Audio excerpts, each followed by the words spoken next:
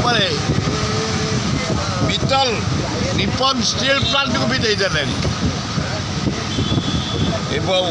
ଆନ୍ଧ୍ରକୁ ଏତେ ପ୍ରେମ କରୁଛନ୍ତି ଡବଲ ଇଞ୍ଜିନ୍ ସରକାର ନରେନ୍ଦ୍ର ମୋଦି ତାର ବିରୁଦ୍ଧରେ ଓଡ଼ିଶାର 10 ଦଳ ଆମେ ଏକାଠି ହେଇଛୁ କମିଂ ପଞ୍ଚାୟତ ଭୋଟରେ ପଞ୍ଚାୟତ ଇଲେକ୍ସନରେ ଲଢ଼ିବେ ଆମେ 10 ଦଳ ଜାଗା ବାଣ୍ଟି ହେଇକି ଲଢ଼ିବୁ ଏବଂ MLA MPରେ ଲଢ଼ିବୁ ସେଠି ରାହୁଲ ଗାନ୍ଧୀକି ପ୍ରାଇମ୍ ମିନିଷ୍ଟର କରିବୁ ଏଠି ସବୁ ଦଳ ମିଶିକି ମେଜରିଟି ଯେଉଁ ଦଳ ଆସିବ ତାର ମୁଖ୍ୟକୁ ଆନାଉନ୍ସ କରିବୁ କ'ଣ ପାଇଁ ସାର୍ 372ଟା ଦଳ ଏଇଟା ଇଏ ଗୋଟେ ହେଇଗଲା ୟା ପରେ ଆଉ ଗୋଟେ ବିଜୁ ବାବୁଙ୍କ ନାଁରେ ବାହାରିଲେ କାଲି ଯେତେ ଦାନ୍ତିଆ ବସେଇବ ମାଛ ଗୋଳି ହେଇ ଯେତେବେଳେ ବୁହା ହେବ ସବୁଥିରେ ଗଣ୍ଡେ ଗଣ୍ଡେ ପଡ଼ିବେ ଏଇ 10 ଦଳ ଯେଉଁ ଗାମୁଛା ଦାନ୍ତିଆ ବସେଇବେ ବସିବେ ମରା ହେବ ଖିଆ ହେବ ଏଗୁଡ଼ାକ ମହୁରାଣୀ ମିନ କେତେ କୁଆଡ଼େ ପଳେଇବେ ତାର ପତା ମିଳିବ କାଲି ଗୋଟେ ଦଳ ବିଜୁ ଲିଗେସି ହବ କହିଲି ପରା ସେ କିଛି ବି କରିପାରେ ଗତକାଲି ଗୋଟେ ହେଇଛି କାଲି ଆସନ୍ତା କାଲି ହବ ଫେର ସମୟ ଅଛି କେତେ ହବ ଏଗୁଡ଼ାକ ଖାଲି ଗୋଟେ ଧୂଆଁ ବାଣ ହରେକୃଷ୍ଣ ମହତାବ ଜନକଂଗ୍ରେସ ଗଲା ବିଜୁ ବାବୁଙ୍କର ଉତ୍କଳ କଂଗ୍ରେସ ଗଲା ବିଜୟ ମହାପାତ୍ର ଗୋଟେ କି କରୁଥିଲେ OGP ସେ ଗଲା କେତେ ଗଲେଣି କିନ୍ତୁ ଏ ଜାତୀୟ ଦଳ ରାଷ୍ଟ୍ରୀୟ ଦଳ ସବୁ ଅଛି ଯାହା ମୁଁ ଖୁସି ଯେ ରାହୁଲ ଗାନ୍ଧୀ ଭକ୍ତ ଦାସ ଏବଂ ଏ କମ୍ୟୁନିଷ୍ଟଠୁ ଆରମ୍ଭ କରି ଫରୱାର୍ଡ ବ୍ଲକଠୁ ଆରମ୍ଭ କରି ଯେତେ ଦଳ ଏକାଠି ହେଇଛନ୍ତି ଏହି ଦଳ ଯଦି ଏକ ହେଇଯିବେ ଏ ମୋଷ୍ଟ ଖରାପ ନରେନ୍ଦ୍ର ମୋଦି ସରକାର ଏଠି ଗୋଟା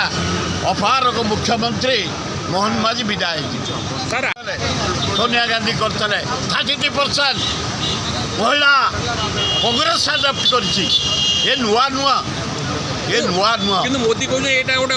ମୋଦି କ'ଣ କହିବେ ମୋଦି କାଲି ଆସିଛନ୍ତି ଚା ବିକୁଥିଲେ ସେ ତାଙ୍କ ବାପାଙ୍କର ଚା ବିକୁଥିଲେ ସେ କ'ଣ କହିବେ ସେ ଜେଲ୍ ଯାଇଛନ୍ତି ସେ ଦେଶ ପାଇଁ ଲଢ଼ିଛନ୍ତି ଚା ବିକିବା ଲୋକ ସେ କ'ଣ କହିବେ ଗୋଟେ ବେଳା ପଡ଼ିଯାଇଛି କାହାକୁ କାହା ସାଥିରେ ତୁଳନା କରୁଛ ପଣ୍ଡିତ ଜବାହରଲାଲ ନେହେରୁ ଯେତେ ପଲିଟିକାଲ ଲୋକ ଜେଲ୍ ଯାଇଛନ୍ତି 7.5 ବର୍ଷ ଫାଷ୍ଟ ଜେଲ୍ କଟେଇଛନ୍ତି ପଣ୍ଡିତ ଜବାହରଲାଲ ଦେଶ ପାଇଁ ସ୍ୱାଧୀନତା ପାଇଁ ତେଣୁ କାହାକୁ ନେଇକି ମୋଦିକି ଥଉଛ ଚାହା ପେଟି ତା ବିଣ୍ଡି ଗଲାଣି ହାତରୁ ପାର୍ଲାମେଣ୍ଟ ସିଟ୍ ବଢ଼ିବ ବିଧାନସଭା ସିଟ୍ ବଢ଼ିବା ଦରକାର ଏବଂ 33% ଲେଡିଜ୍ ହେବା ଦରକାର ରାହୁଲ ଗାନ୍ଧୀ ବି କହୁଛନ୍ତି ଯେ ହେବା ଦରକାର ଆମେ ସ୍ୱାଗତ କରୁ ସେ ପା ନିଜେ କରିଥିଲେ ରାହୁଲ ଗାନ୍ଧୀ ଆଡପ୍ଟ କରିଥିଲେ ସେତେବେଳେ କେହି ମଙ୍ଗିଲେନି ସେ ନିଜେ କରିଥିଲେ ତେଣୁ ହେବା ଦରକାର 33% ସବୁଥିରେ ଯାଉ ଆମର ବିଜୁ ପଟ୍ଟନାୟକ ଧନ୍ୟବାଦ 50% ସମିତି ମେମ୍ବର ସରପଞ୍ଚ କାଉନସିଲର ସବୁ କରିଛି ପଞ୍ଚାୟତ ସମିତି 50% ବିଜୁ ପଟ୍ଟନାୟକ କରିଛି 50% ମୋଦି କରି ଦେଖାନ୍ତୁ କାହିଁକି ମିଶନ୍ତି ଓଡ଼ିଶା ପ୍ରତି ଅନ୍ୟାୟ କରାଯାଉଛି ଓଡ଼ିଶାକୁ ମାନେ ପୁରା ଏକଦମ ତଳିତଳନ୍ତ କରିଦିଆଗଲାଣି 2 ବର୍ଷ ଭିତରେ ବିଜେପି ସରକାର ଓଡ଼ିଶାର ମାନଚିତ୍ରରୁ ଓଡ଼ିଶାର ଖଣି ଭରା ଜଙ୍ଗଲ ଭରା ପାଣି ଭରା ଜମି ଭରା ଓଡ଼ିଶାକୁ ତଳିତଳାନ୍ତ କରିଦିଆଗଲା ଏହି 2 ବର୍ଷ ଭିତରେ ବଂଶଧାରା ନଦୀ ଯେଉଁ ପ୍ରୋଜେକ୍ଟ ନିରେଡ଼ି ତାକୁ ଆନ୍ଧ୍ରକୁ ଦେଇଦେଲେ କୋଲାବରମ ଆନ୍ଧ୍ରକୁ ଦେଇଦେଲେ